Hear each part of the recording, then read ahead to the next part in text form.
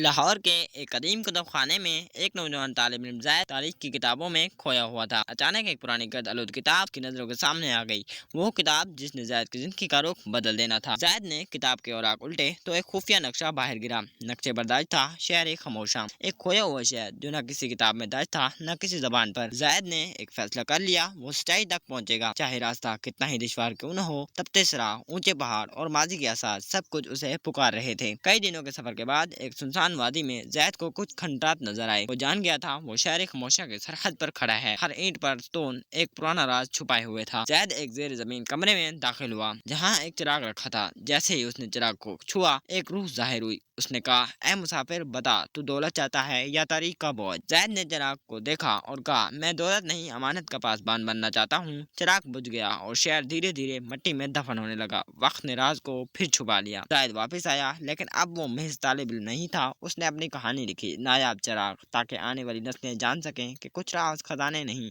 امانت ہوتے